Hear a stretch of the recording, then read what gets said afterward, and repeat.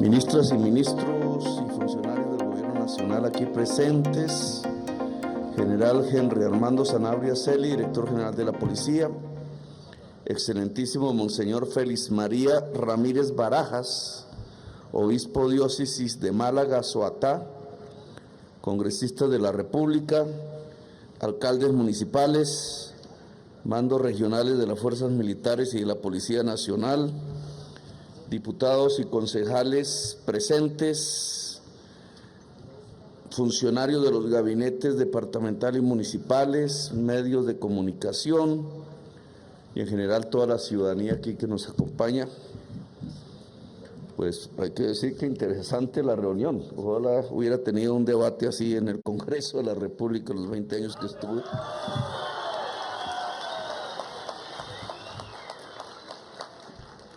El nivel de inteligencia de aquí, ojalá se instalara allá.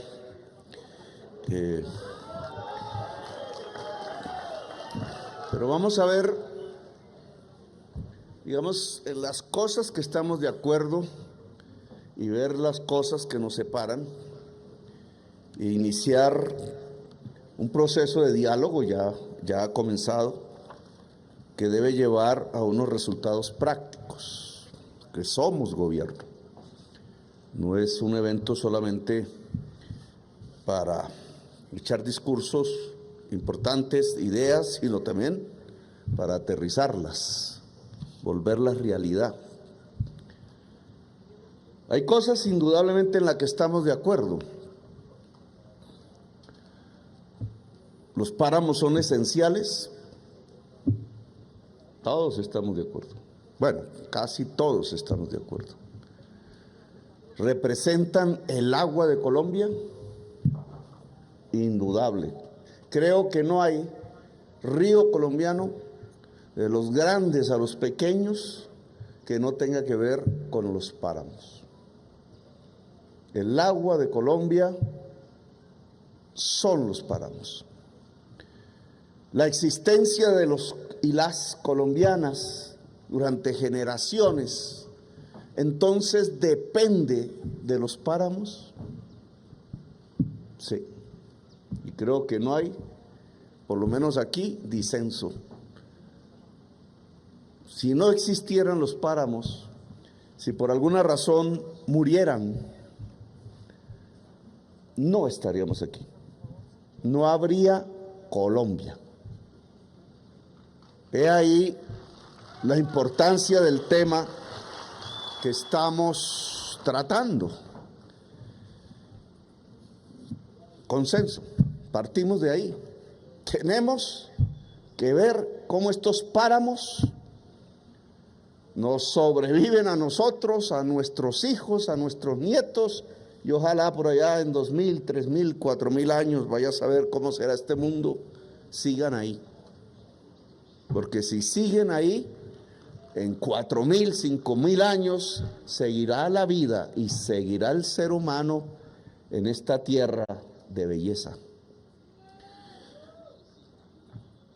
Sigamos.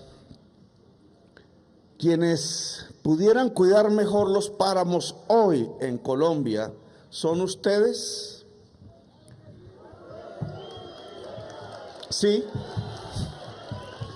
No hay nadie hoy, ni en las dependencias del gobierno que hoy dirijo, ni en cualquier sector de la sociedad colombiana, en cualquier rincón de Colombia, que pueda cuidar mejor los páramos que quienes han vivido allí, quienes han tenido quizás sus padres, sus abuelos allí, quienes se han enamorado allí, supongo, compañero Roberto, quienes han construido sus familias y visto correr sus hijos y pasar los problemas que todos pasamos y los gratos ratos que todos pasamos también allí en el páramo. ¿Quién más va a cuidar mejor ese páramo que el que ha existido allí?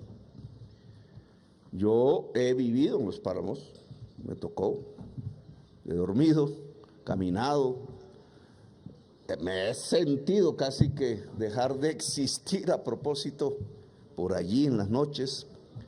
sé de los páramos, no solamente por la lectura, sino porque he vivido también allí. Y ese no es el tema, digamos, sino el acuerdo de que no hay una fuerza social en la sociedad colombiana que pudiera cuidar mejor los páramos que ustedes mismos.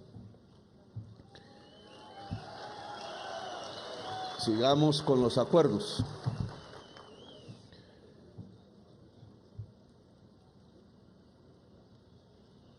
Que están criminalizando, fue la palabra más o menos lo que escuché, no sé bien las formas concretas que eso está adquiriendo a partir de las leyes que ustedes han mencionado, que están criminalizando la existencia y la actividad del campesino, de la campesina en los páramos, y que eso no debe ser. Que no puede ser que se criminalice la existencia del campesino en los páramos. ¿Estamos de acuerdo?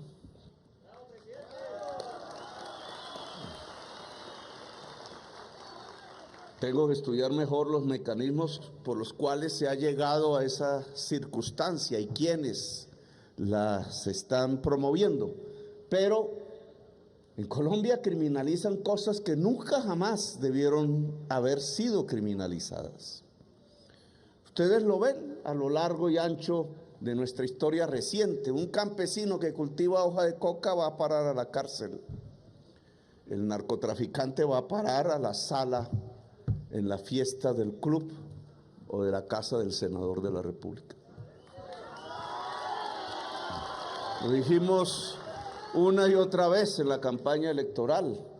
Mientras más campesinos llevan a las cárceles, y el 25% de los presos que hay hoy en cárceles que ya están hacinadas por esa misma realidad, son campesinos que cogen con hoja de coca para excusar que no capturan a los grandes narcotraficantes en este país.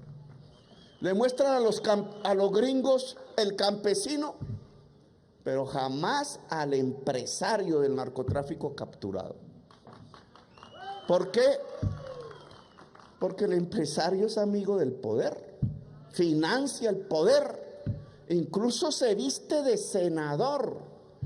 Y yo creo que ha paseado por los pasillos y los salones fríos del palacio en donde hoy vivo. Es la hipocresía que hace que entonces el criminal es el pobre y el hombre de bien, el criminal.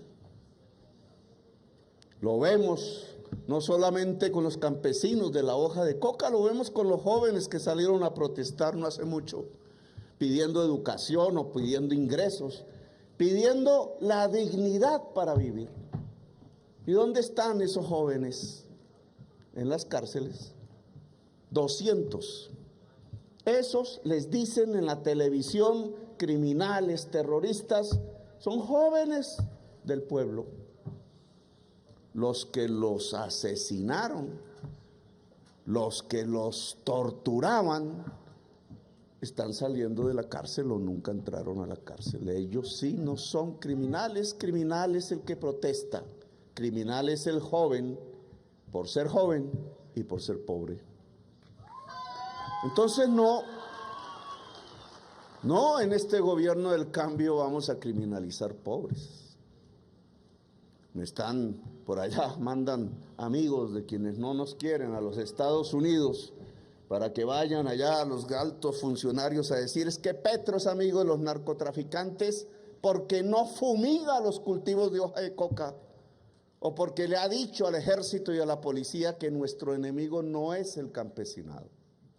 Y hasta algunos convencen, pero no, es que ahí no es donde está el problema. El problema no está en el seno de nuestro pueblo, y nuestra política no es criminalizar a nuestro pueblo por lo que piensa, por lo que hace, por sus maneras de intentar sobrevivir en medio de una situación que indudablemente nos ha llevado a muchos y a muchas al desespero. Así que ahí hay otro acuerdo. Nadie que viva honestamente en los páramos de Colombia va a ser criminalizado en mi gobierno.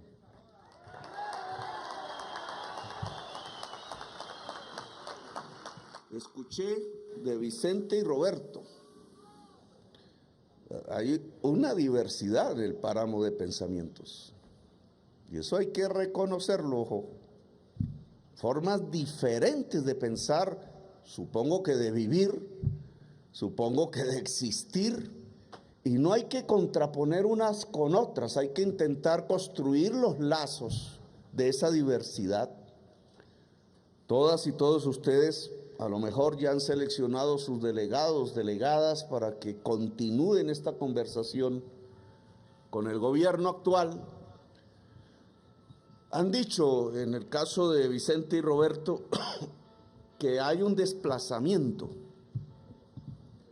O sea, que lo que se pretende a través de las normas y la acción de ciertos funcionarios es que se desaloje, que se despoje al campesinado, discúlpenme la palabra si no es la misma de ustedes, paramuno.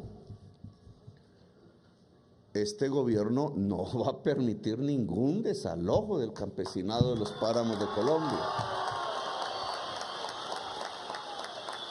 Y si hay alguna denuncia, pues obviamente estaremos atentos a corregir ese tipo de circunstancias, ¿no? Hay un número de personas. Una de las tareas será cuántas realmente, porque ustedes saben que los censos en Colombia cuentan de manera diferente. ¿Cuántas personas hay allí? Seguramente no van a aumentar mucho, porque el ser humano se equilibra de acuerdo a su entorno. En los páramos no va a existir una ciudad como Bogotá, con toda seguridad. Habrá unos cambios en las edades, en los tiempos cambiarán muchas cosas, como han cambiado si miramos desde el pasado hacia acá. Pero la población de los páramos que hoy vive allí, honestamente, nunca será desalejada. No habrá desalojo.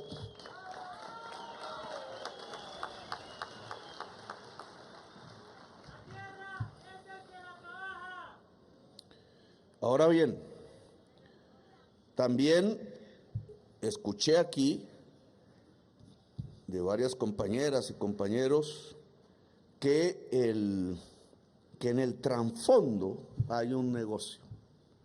Y aquí entonces sí tenemos que profundizar un poquito más y explicarles mi posición.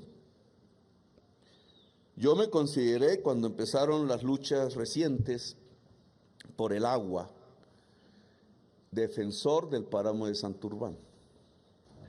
No fui a las manifestaciones porque ya era muy conocido, entonces me iban a decir oportunista y ahora se quiere coger las banderas y cosas de esas, que había en Bucaramanga, varias. No estoy de acuerdo con que en Santurbán haya minería del oro a gran escala.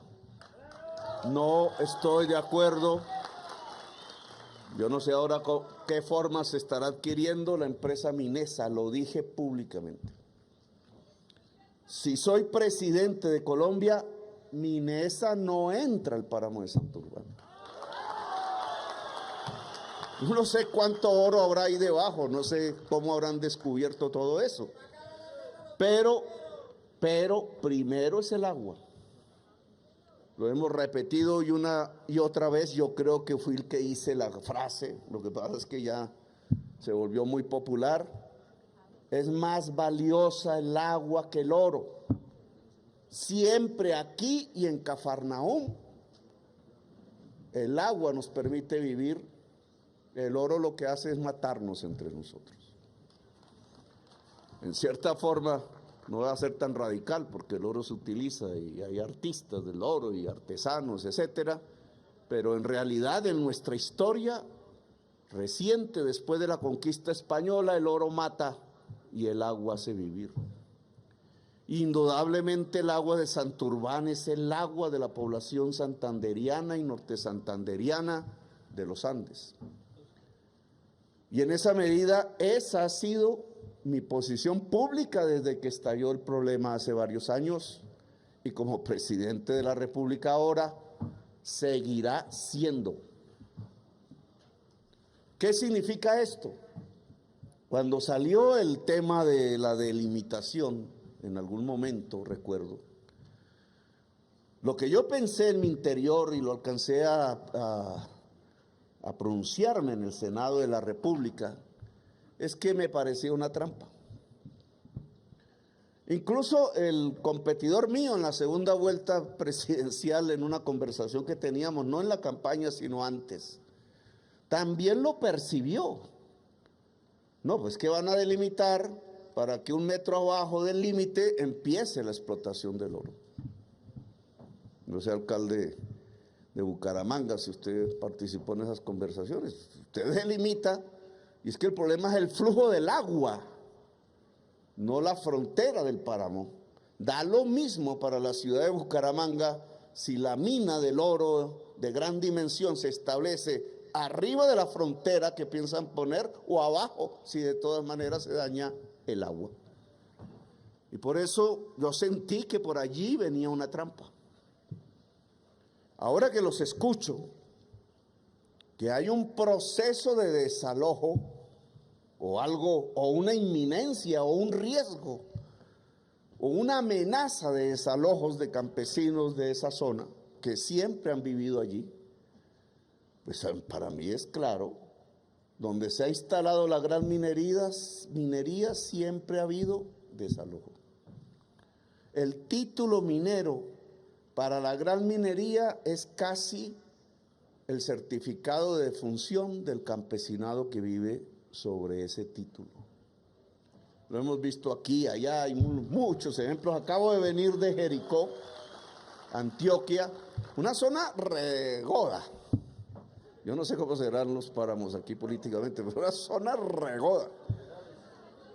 Mi principal aliado ahí es el obispo monseñor de allá, que además me explicó, porque él me enseñó cómo era el asunto, porque allá es una minería de túnel, pero cuando uno llega ahí, lo que uno ve, además de una tierra muy bella, es un campesinado dedicado por generaciones a cultivar café y alimentos, que obviamente cuando ve esos túneles destruyendo las montañas, pues lo primero que siente es que se les acabó su existencia, que el agua con la cual riegan pues va a dejar de existir, que el sitio sobre el cual viven se puede desbaratar. Esas son las circunstancias de Jericó. Nosotros allí llegamos, una mina de cobre es, y de una vaina poderosa, la ¿cómo se llama? Anglo Gold Ashanti. Uno se asusta nomás con el nombre. Y el gobierno que ha decidido, claro, podrían decir es que ese cobre se necesita para las energías limpias, porque las turbinas y los paneles lo usan, y que yo soy un defensor de las energías limpias, etcétera. Pero estamos entre o ese oro o ese cobre y la vida tradicional de los campesinos que habitan allí. ¿Qué escogimos?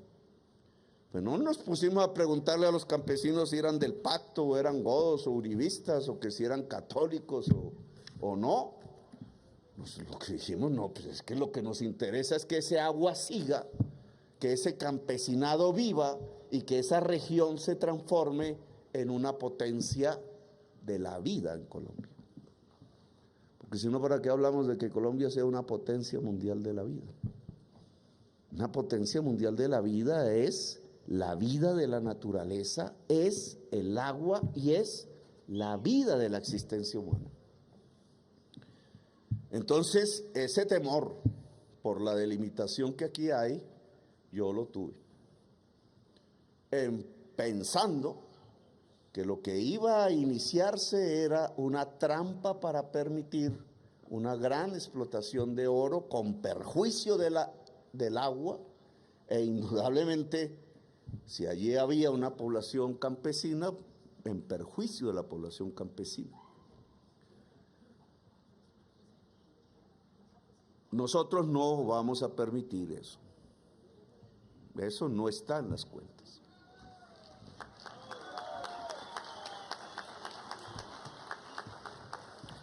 Ahora, mi compañero Roberto hizo una buena disertación de economía política. Hacía tiempo no escuchaba a alguien con conceptos de economía política. Uno siempre siempre está oyendo unos yuppies neoliberales. Los entrevistan todo el tiempo por televisión y nunca se puede hacer una discusión seria que él planteó alrededor del tema de la crisis climática. No me voy a meter en la discusión porque ahí sí cae el sol y seguimos aquí hablando. Pero sí tiene que ver. Incluso yo señalaría el principal peligro que tienen los páramos hoy a raíz de eso que se llama la crisis climática. Y que el pueblo que habita el páramo debe saber. Porque ¿qué es la crisis climática? Que el mundo industrial, Roberto le llama el capitalismo, así se llama, desde la revolución industrial, porque lo mueve la ganancia, y para tener cada vez más ganancia, entonces tiene que producir más, usar más materias primas, usar más fuerza de trabajo y usar más energía. Pues encontró que la energía que permite esa inmensa productividad creciente es el carbón y es el petróleo. A eso le llamamos combustibles fósiles, porque vienen de animales que murieron en el pasado hace millones de años. Fósiles, que eso quema como en una gran hoguera, la hoguera de la codicia. Si fuese, menos mal, monseñor, porque si no competía con usted, la Biblia, ¿cómo es que decían? El ídolo, Baal, ídolos de la actualidad, que es la codicia. Eso genera una hoguera y lo que sale en todo el desarrollo de estas grandes economías mundiales es gases, CO2, dióxido de carbono, gases que cambian la química de la atmósfera cada vez más, entre más codicia, más producción, más energía, más carbón, más petróleo, más cambia la química de la atmósfera. ¿Y cómo cambia? Pues los gases son efecto invernadero, es decir, los rayos del sol, el calor quedan ahí conservados. Y en la medida en que eso va aumentando la temperatura promedio. Por eso entonces los hielos se derriten, grandes masas del agua de los océanos se evaporan, territorios que tenían un río de pronto desaparece, esas grandes masas de nube cuando se estrellan con las cordilleras producen aguaceros y épocas de inundaciones que nunca se habían visto. Nosotros estamos viviendo una todavía. 1 millón de damnificados. En Pakistán, 2/3 partes de una población que es como de 150 millones de habitantes bajo el agua. Y cada vez es peor, porque cada vez crece más la codicia, cada vez crece más el consumo de las energías que llamamos fósiles. ¿Qué le pasa a los páramos con eso? Independiente de si vivimos ahí o no, independiente de eso, los páramos aumentan el doble el promedio de temperatura que la superficie al nivel del mar. Y eso hay que tenerlo en cuenta. Y no va a ser dentro de un siglo. Quizás ustedes ya lo han notado, tendríamos que preguntarlo, pero es en cuestión de 10, 20 años. Si la temperatura promedio del planeta crece 2 grados centígrados por encima de lo que había antes de que se despertara la codicia del capitalismo, entonces en los páramos crece 4 grados centígrados. Ahora, ¿qué pasa si crece 3, 6? ¿Qué pasa entonces con la vegetación de los páramos si se eleva en promedio 4 grados o 6 grados centígrados? ¿Qué pasa con el frailejón? Y entonces la capacidad de captar el agua de las nubes para volverla líquida, ¿se mantiene o se acaba? Ese es el peligro de la crisis climática para la Colombia. Se nos puede acabar el agua y la vida allí cambiaría. Lo dejo solo como mención para que lo estudiemos, porque este es un tema que hay que estudiar. Esto cambia incluso las posibilidades de producción. La papa crece con 6 grados centígrados más de temperatura. Ustedes saben más que yo de eso, pero indudablemente este es el mayor peligro de los páramos de Colombia. Y tenemos que investigarlo. ¿Cómo se cura esa enfermedad? Y aquí voy a donde no estamos de acuerdo. ¿Cómo se cura esa enfermedad que hoy tiene la humanidad y que el Papa Francisco, ahora que lo mencionaron, pues lo ha puesto como el principal problema de la humanidad? Y que como la televisión no muestra ni enseña mucho, pues muchos colombianos todavía no se han dado cuenta de lo que puede pasar en el inmediato futuro. Es que nos puede extinguir como humanidad, a todos y a todas. Nuestros hijos vivirán peor que nosotros y nuestros nietos peor que nuestros hijos si no hacemos nada. ¿Y qué hay que hacer? Dejar de consumir petróleo y carbón. Y hay que decirle entonces a quienes lo consumen en su gran hoguera de la codicia, que dejen de consumirlo. Yo no sé si se necesitará una revolución para eso. Se lo dejo ahí entre su pensamiento, compañero Roberto. Pero hay que hacerlo. ¿Y eso qué significa entonces? Si nos metemos en eso, esa solución, ¿cómo dejamos de producir sin consumir carbón y petróleo? Ahí le voy a lanzar una palabreja. En la agricultura, eso se llama agricultura descarbonizada. Se exportará papa a Europa si nosotros somos capaces de producir papa sin el petróleo y sin el carbón. Ellos no pueden. La papa de Bélgica que usted mencionó, no, la compañera fue la que mencionó la papa de Bélgica, que es la verdad, ese es el producto de los TLC. La papa de Bélgica y el maíz de los Estados Unidos, que es lo que nos están trayendo a manos llenas aquí, se hace y es barata porque hay una alta productividad que se debe al uso intensivo de máquinas y abonos llenos de productos derivados del carbón y del petróleo. Y esta es nuestra oportunidad, porque si nosotros somos capaces de desligarnos más rápido, nosotros les cogemos el mercado. ¿Cómo lo hacemos? Pues eso no es de ilusión, eso no es de discurso. Nos toca meter el conocimiento al lado de la producción. Y entonces aquí estamos tratando de generar, vamos a ver si podemos, lo que vamos a llamar el SENA campesino, para que junto con ustedes, y habría que instalarlo una sede en algún páramo, ya escogeremos con ustedes dónde, si aquí o en Sumapaz, o bueno, ya veremos.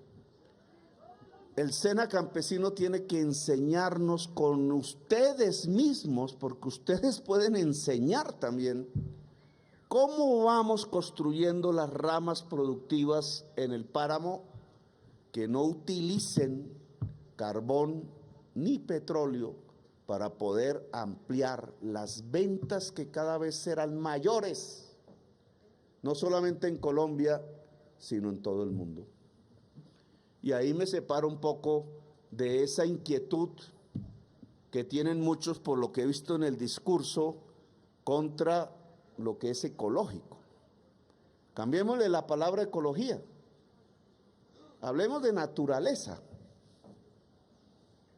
Yo me imagino de la dirección del instituto ese, porque yo conozco cierta persona que dirigió ese instituto, que se la pasa, bueno, no voy a hacer críticas porque soy el presidente, entonces no puedo,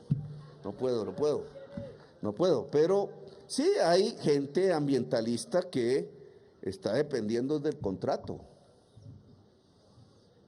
Cuando no he visto yo ambientalistas que decían, este es el hombre, y veo en Twitter, ¿cómo se le ocurre a Petro decir que no se produzca petróleo y carbón? Y yo digo, no, pero este ambientalista, ¿dónde va a parar? Ahora no lo entiendo, pues claro, si uno se pone a esculcar, es que vive de contratos y ingresos que vienen de la industria que produce el carbón y el petróleo, entonces los usa para cerrarnos la boca, para callarnos la boca. Yo entiendo eso, pero no quiere decir que entonces no tengamos que equilibrar la producción y la naturaleza.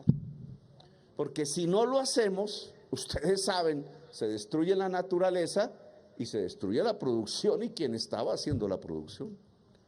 Hay que lograr los equilibrios. Ahora, ¿cómo se logran esos equilibrios en el páramo?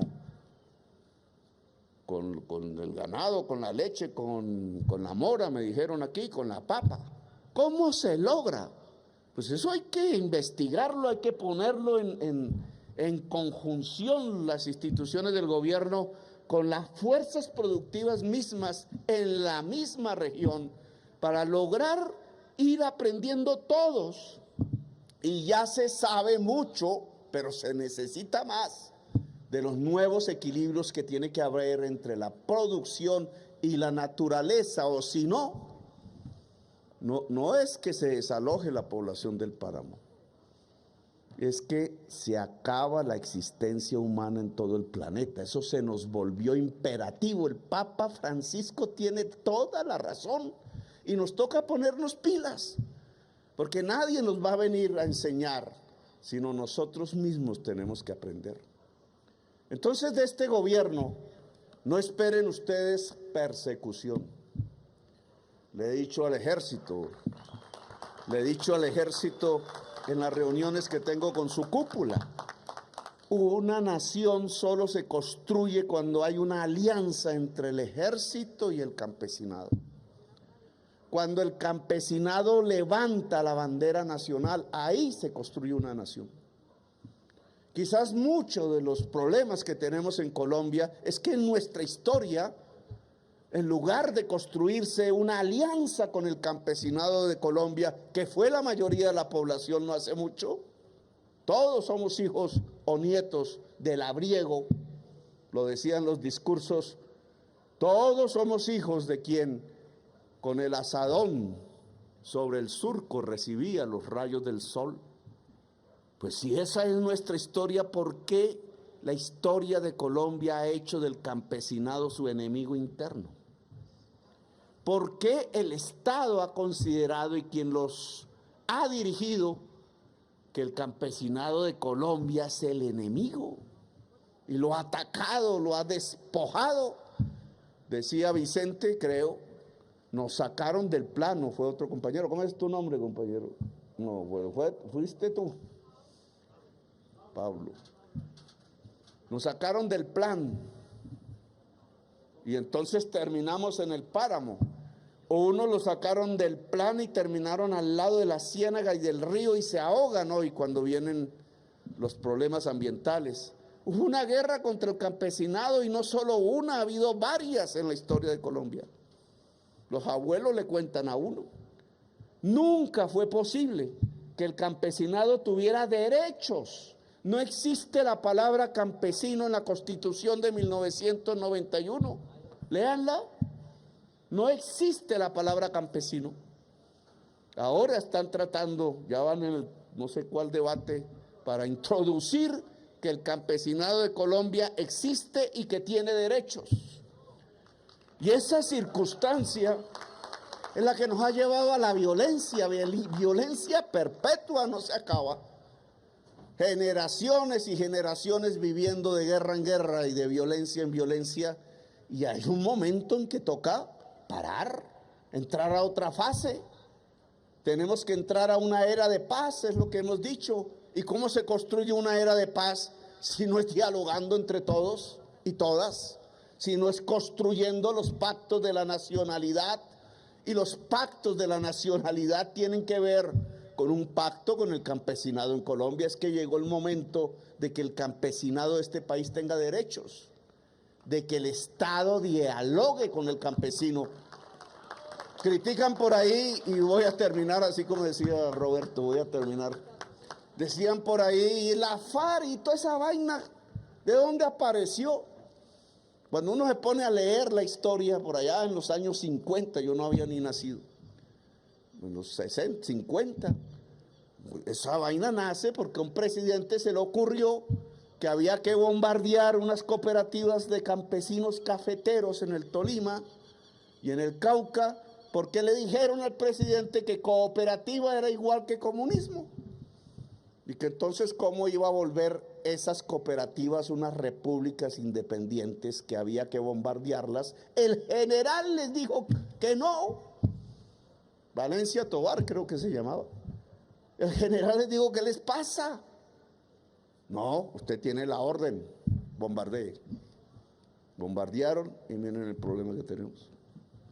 No salimos del problema. Ya, degenerado, con lo que quieran, pero surgió de un ataque del Estado contra el campesinado en un pueblito, en una aldea por allá, en una montaña que nadie conocía, cerca a una cooperativa de campesinos cafeteros que lo único que querían era seguir trabajando y que les hicieran una vía para poder sacar mejor su producción. ¿Cuántas veces no hemos oído este problema una y otra vez a lo largo y ancho de Colombia? Oiga, háganos una vía, permítanos trabajar, permítanos trabajar. Bueno, pues en este gobierno no vamos a hacer lo mismo que en aquel gobierno que desató la guerra en Colombia. En este gobierno no va a haber una guerra contra el campesinado. En este gobierno lo que planteamos, con todos los problemas que tenemos, es una alianza entre el Estado y el campesinado de Colombia para construir de verdad la paz. Ustedes tendrán sus delegados, delegadas, las que quieran, los que quieran. Hay que continuar la conversación, tema concreto, problema concreto, páramo por páramo, porque cada páramo es diferente y la gente vive diferente en una parte y diferente en otra. Los problemas, solucionémoslo. Hablaron de titulación, se me olvidaba, que ya cuando los años avanzan. Aquí está el director de la Agencia Nacional de Tierras. O sea, acaba de salir del hospital. Yo no sé si se enfermó porque le dije que había que hacer una reforma agraria ya. Fue a parar al hospital, aquí está. Pero entonces hay un programa de titulación de millones de hectáreas, derivado de los acuerdos de paz. Yo creo que es válido titular. Claro, para eso hay que hacer censo, ¿no?